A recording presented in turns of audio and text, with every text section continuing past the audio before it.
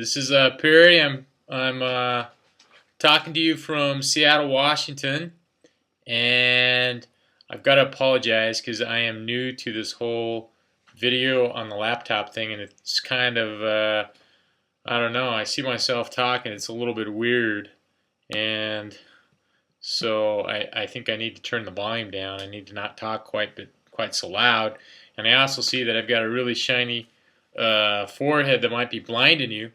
So if you're in Seattle, you're out of luck because Seattleites don't own sunglasses because it's cloudy here all the time. We don't need them. But if you're anywhere else, put your shades on right now because I don't want to blind you when I'm talking to you.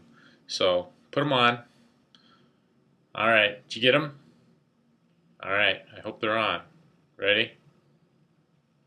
All right.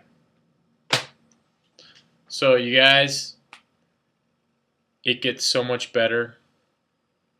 So much better.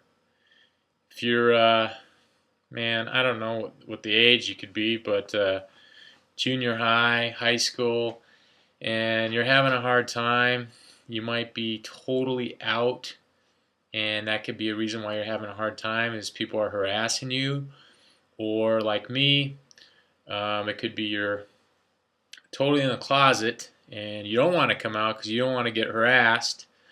I just want both of those scenarios, or if there's any other scenarios, just let you know it gets so much better. I can't even tell you. I tell you in words, but when you get older, you will be like, oh my gosh, had I known back then how much better it was going to get, I would have chilled out a little bit.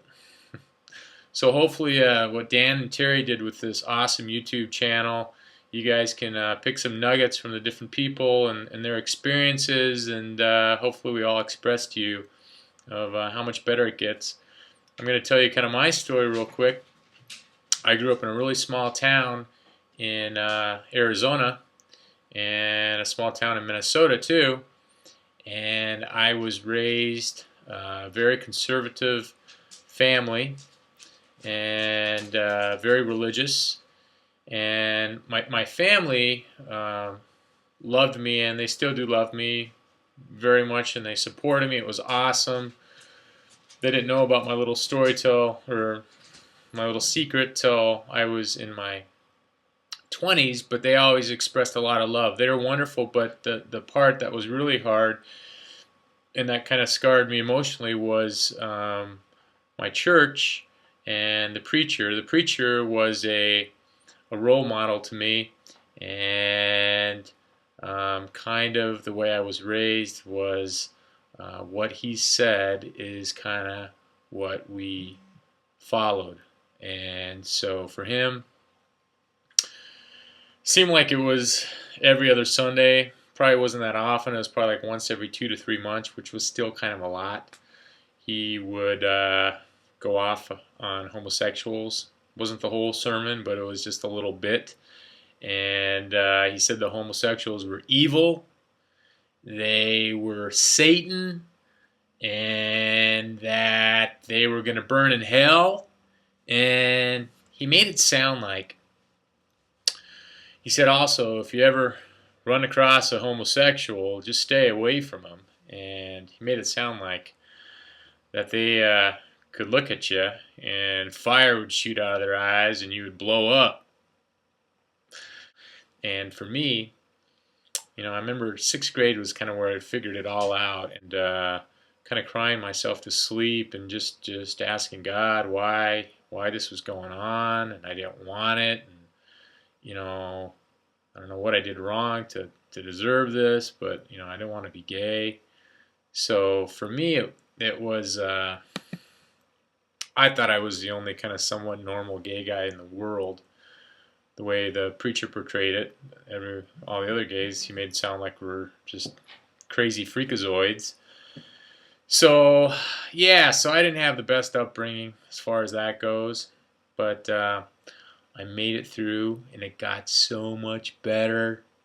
What I did after I graduated from high school, kind of on purpose, I moved away, a little ways away, and I went to a really big university in a big city.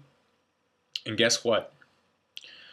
I met other homosexuals that were just like me. I couldn't believe it. I was like, oh my gosh, it's getting better. It's getting better. And I can't even tell you how liberating it was. So if you're still got, still you're growing up, and I know right now being gay, as far as in your life, it feels like it's this big of a thing. It's just probably not an obstacle, but it's just if people are harassing you and stuff, it just feels this big. But what you're gonna soon learn is that being gay is just a really small component, just a small little component of your life. It really is, because when you get older, you're just gonna, it's just not gonna be a big deal. And I know it's hard for you to imagine that right now, but like right now, you're a son or you're a daughter, a sister or a brother, cheerleader, honor student. Um, Gosh, what can I tell you? You play basketball, or you're the nerd, or you're a hipster, or whatever you might be in school. I mean, these are all little components that make you up and make you wonderful and unique. You know what I mean? It's just going to get easier. And for me, um, people who I was actually able to kind of integrate, I stayed in the closet, and I wasn't discovered. In high school,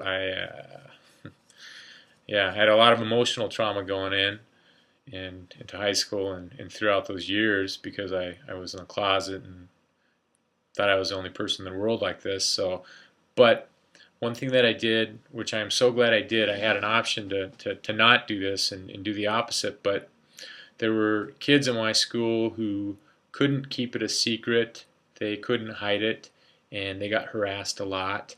And one thing that I did is I befriended all of them and was their friends. And anytime one of my friends would talk negatively about them or to them for being gay, I always would tell them to, you know, just lay off of them. They just happen to be gay. What's the big deal? You know? Jeez, leave them alone, for crying out loud. So, I'm glad I did that, because I could have gone the other way and talked bad about them, and that would have made me look more straight and fit in more. But I kind of bit the bullet and I didn't do that, and I'm so glad I didn't, because hopefully I maybe educated a few people, and they probably said, yeah, you know what, it's not a big deal, for crying out loud. And I also want to tell you, as far as religion, being gay, you don't have to let go of religion and your faith. You don't have to do that at all. I think a lot of gays and lesbians feel that you've got to, once you're gay, you've got to throw religion to the side. You don't have to do that. But what you do is you just kind of educate yourself a little bit more and find a church if you want to do organized religion, or you can just keep it inside yourself and have your own relationship with God. But there's a lot of churches out there now that are very supportive of gays and lesbians, and they don't preach about burning in hell and all that stuff that I grew up with. So that might be your situation right now, and that's what you're exposed to, and that's maybe all you think that's out there, but it's not that way. So don't feel like you've got to choose once you come out that you can't be religious anymore. That's not the case. So I think I've rambled enough, and I think some of you guys probably weren't able to get sunglasses, so you're probably getting really blinded, right, with this spot. So I'm going to wrap it up here, but I just want you guys to know that you are awesome. Even if you're out, you're awesome. If you're in the closet, that's where you're at right now. And you know what? You're awesome too. It's all good. And it gets so much better. So hang in there, troopers. And be well. And take care.